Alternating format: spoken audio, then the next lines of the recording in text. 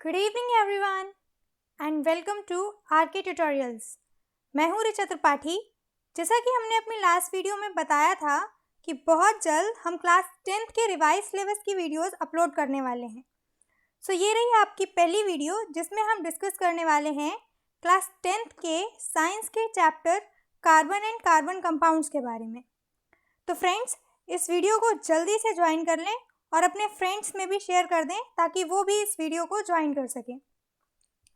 Guys, ये इस chapter का पार्ट 1 है एंड अदर पार्ट्स भी बहुत जल्द आने वाले हैं। सो चैनल को सब्सक्राइब कर लें ताकि आपको वीडियो की आने वाले सारे वीडियोस की नोटिफिकेशंस सबसे पहले मिलती रहे। ओके, तो हम लोग शुरू करते हैं carbon and carbon compounds.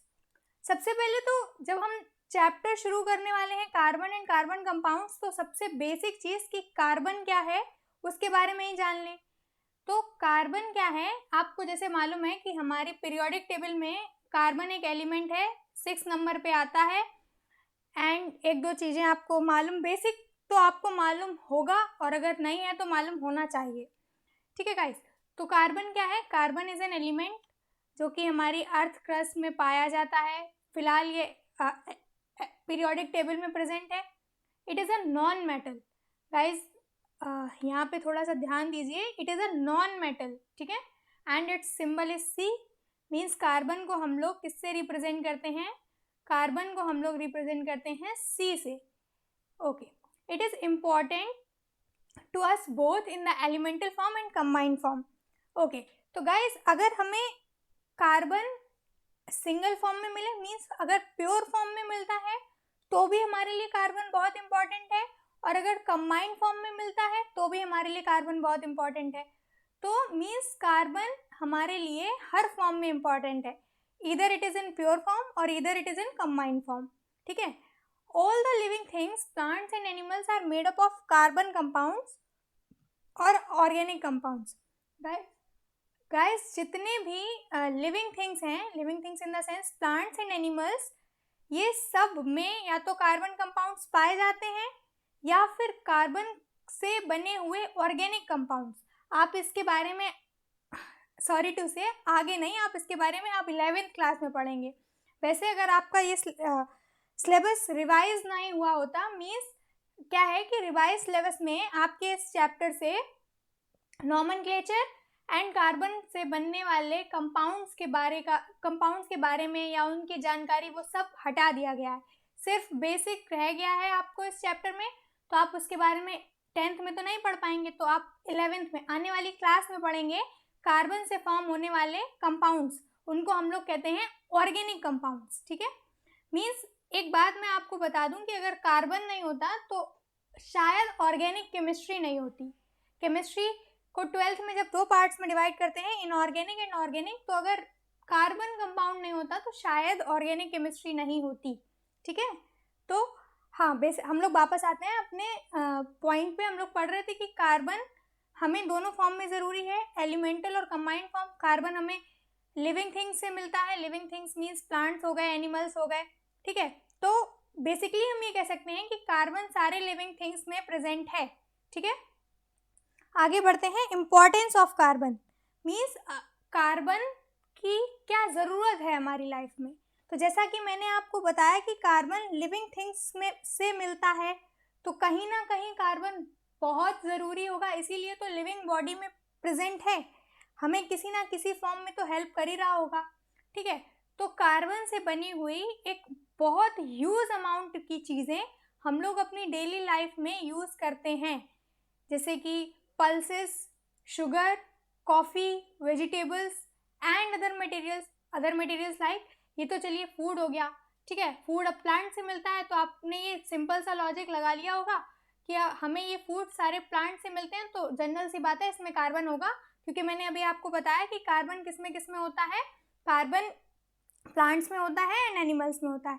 But अब आप सोच रहे होंगे कि यहाँ लिखा है and other materials like silk, cotton, LPG, paper, plastic etcetera, इन सब में कार्बन कैसे आया?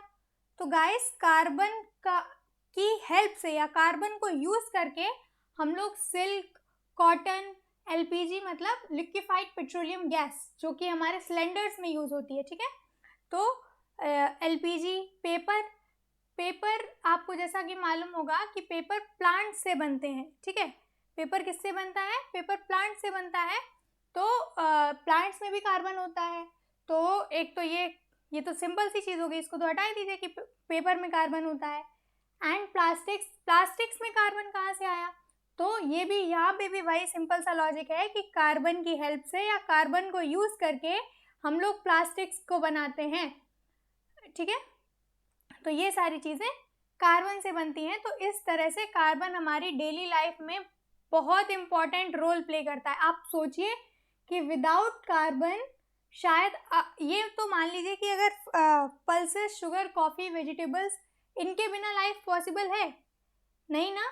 और अगर उस बेसिस को छोड़ दें तो अगर मान लीजिए ये तो चलिए नेचुरल है, ठीक है, अगर हमने मॉडिफिकेशन नहीं किया कार्बन का, तो इस लाइफ में कार्बन के बिना मॉडिफाई किए हुए जो कंपाउंड्स हम लोगों को मिल रहे हैं, क्या उनके बिना लाइफ पॉसिबल है? एलपीजी के बिना पॉसिबल है? पेपर के बिना, प्लास्टिक के बिना?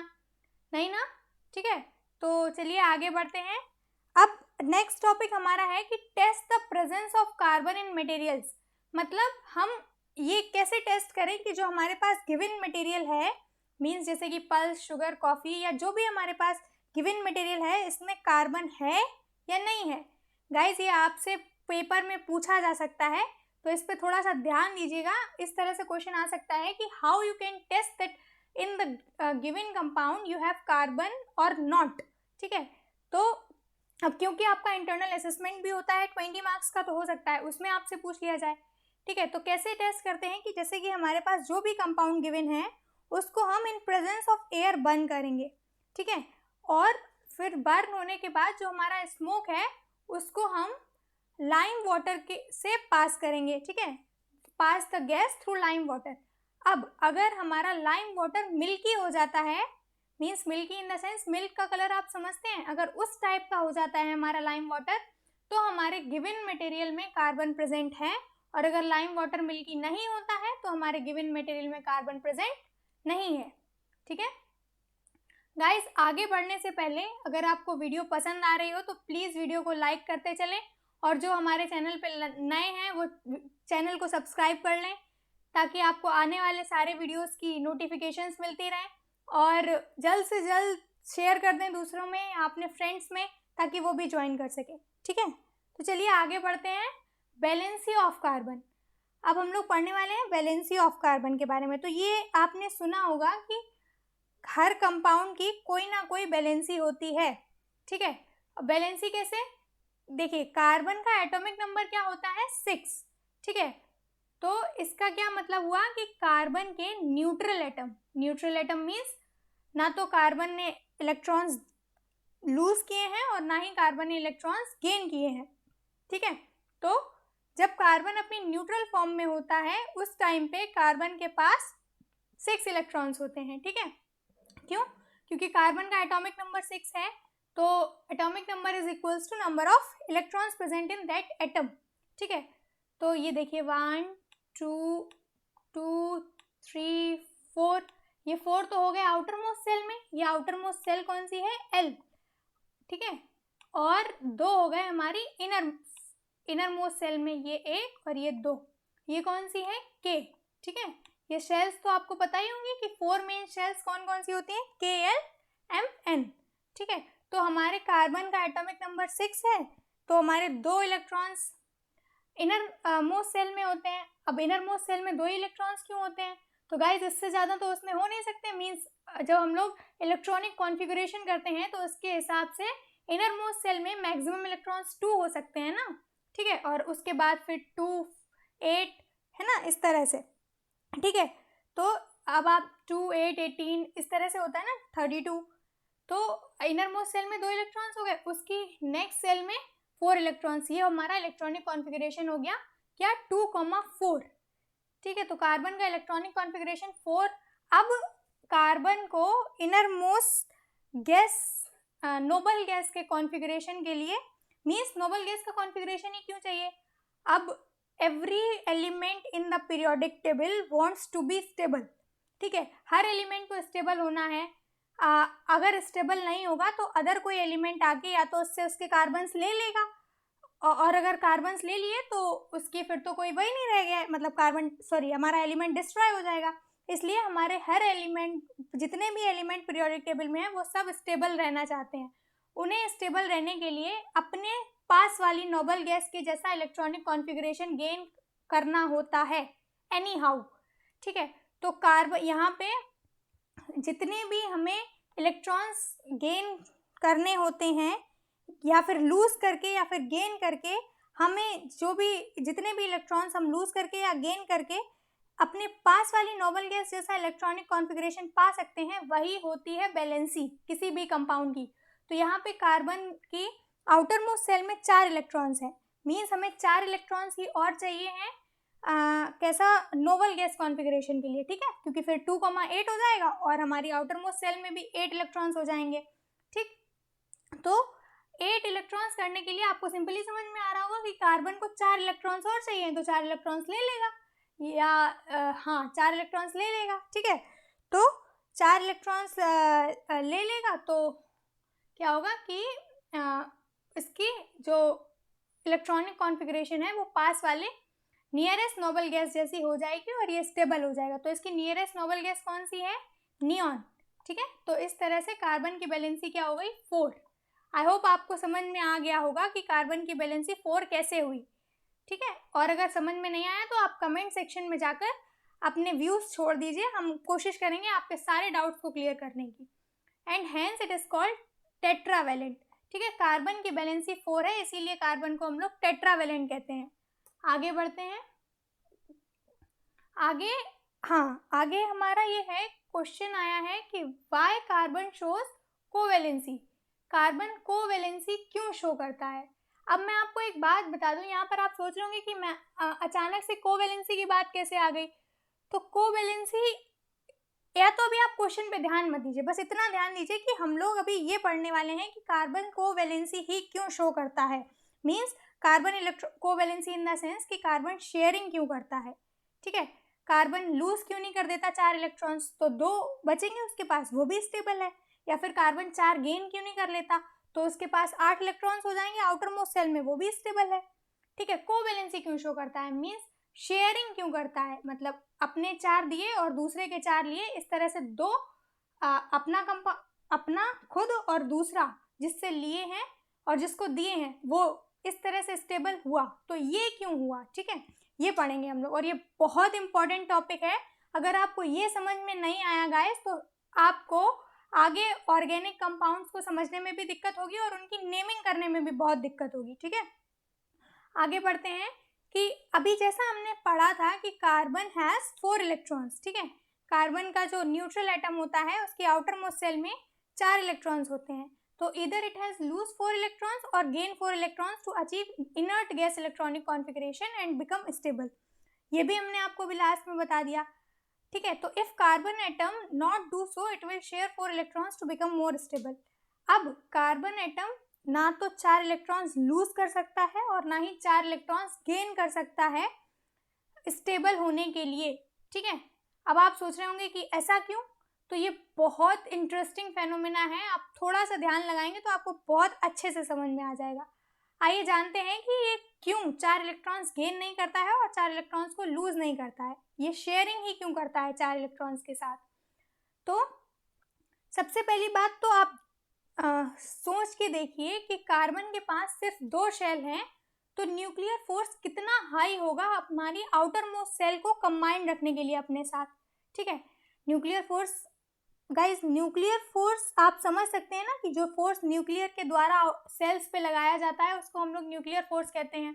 ठीक है, तो न्यूक्लियर फोर्स जब हमारी कितनी एल सेल तो हमारी पास ही होगी ना, K L M N, N outer most shell होती है। ठीक है, उस पर फोर्स कम होता है, तो एल सेल पे कार्बन बहुत हाई न्यूक्लियर फोर्स लगा रहा होता है, इसलिए जो हमारे एल सेल में 4 इलेक्ट्रॉन्स होते हैं वो न्यूक्लियस से इतनी टाइटली हेल्ड होते हैं कि वो रिमूव तो होने से रहे, मतलब कार्बन एटम उनको लूज तो करने से रहा। ठीक है, कितना भी हम लोग, मतलब जितना हाई फोर्स हमें चाहिए उन 4 इलेक्ट्रॉन्स को लूज करवाने के लिए कार्बन एटम से, वो हम उसे प्रोवाइड नहीं कर सकते। ठीक है, प्रोवाइड कर सकते हैं बट क्योंकि हमारे पास अल्टरनेटिव ऑप्शन अवेलेबल है तो हम क्यों प्रोवाइड करें। ठीक है, अब दूसरी बात आई कि अब ये गेन क्यों नहीं करता। मैम ये तो समझ में आ गया कि ये लूज क्यों नहीं कर सकता है, लेकिन ये गेन क्यों नहीं करता है। तो अगर ये, आप खुद सोचिए कि अगर ये 4 इलेक्ट्रॉन्स को गेन करेगा, उस केस में इसके पास 10 इलेक्ट्रॉन्स हो जाएंगे और 6 प्रोटॉन्स बचेंगे। तो ये तो कंप्लीट अनस्टेबिलिटी हो गई इसकी। भाई अगर 6 प्रोटॉन्स मतलब पॉजिटिव फोर्स कम और 10 इलेक्ट्रॉन्स मतलब नेगेटिव फोर्स ज़्यादा, इलेक्ट्रॉन्स नेगेटिव होते हैं और प्रोटॉन्स पॉजिटिव होते हैं, तो जब कॉम्बिनेशन फोर्स बचेगा ही नहीं नेगेटिव और पॉजिटिव के बीच में, तो हमारे इलेक्ट्रॉन्स तो बाहर जाने लगेंगे, हमारा शेल ब्रेक हो जाएगा, एटम पूरी तरह से बर्बाद हो जाएगा, तो ये गेन भी नहीं कर सकता। ठीक है, इसी वजह से कार्बन ने कोवैलेंसी की, मतलब दूसरे किसी भी एटम के साथ शेयरिंग करके कंपाउंड फॉर्मेशन शुरू किया और खुद इनर्ट गैस जैसा इलेक्ट्रॉनिक कॉन्फ़िगरेशन गेन किया। आपको समझ में आ गया कि क्यों इलेक्ट्रॉन्स लूज नहीं करता है और क्यों इलेक्ट्रॉन्स को गेन नहीं करता, ये सिर्फ शेयरिंग ही क्यों करता है। ठीक है, okay. Tetrahedral nature of carbon, the 4 valency of carbon do not lie in a same plane but are directed towards 4 corner of a regular tetrahedral। तो कार्बन क्या है कि कार्बन की जो 4 वैलेंसी होती है वो सेम प्लेन पे लाई नहीं करती है। मीन्स आप सोच रहे होंगे कि same plane in the sense कि कार्बन इस तरह से क्यों नहीं हो सकता, एक वैलेंसी ऊपर की तरफ, एक इस डायरेक्शन में, एक इस डायरेक्शन में और एक इस डायरेक्शन में, ये इस टाइप के वैलेंसी स्ट्रक्चर क्यों नहीं शो करता है कार्बन। तो ऐसा शो नहीं कर सकता क्योंकि कार्बन जो होता है वो टेट्राहेड्रल होता है, मीन्स 4 वैलेंसी शो करता है ना। तो ये कार्बन एटम जो है ये फोर्स लगाता है, लोन पेयर ये सॉरी बॉन्ड होते हैं वो एक दूसरे को रिपेल करते हैं। ठीक है, तो इनके रिपल्शन की वजह से ये इस तरह की वैलेंसी शो नहीं कर सकता। अब ये वैलेंसी शो करता है इसको हम लोग कहते हैं tetrahedral nature of carbon. Guys ये भी बहुत इंपॉर्टेंट है कि कार्बन किस टाइप की वैलेंसी शो करता है। तो कार्बन टेट्राहेड्रल वैलेंसी शो करता है। ठीक है, कार्बन की 2 वैलेंसीज के बीच में एंगल होता है 109 degree and 109 degree and 28 minutes. ठीक है, ये 2 वैलेंसीज के बीच में एंगल होता है और कार्बन जो है वो इस वैलेंसी के साथ बहुत सारे कंपाउंड्स को फॉर्म करता है जिन्हें हम लोग ऑर्गेनिक कंपाउंड्स कहेंगे या आगे बेसिक कंपाउंड्स भी पढ़ने वाले हैं। तो गाइज ये था हमारा आज की वीडियो का लास्ट पॉइंट।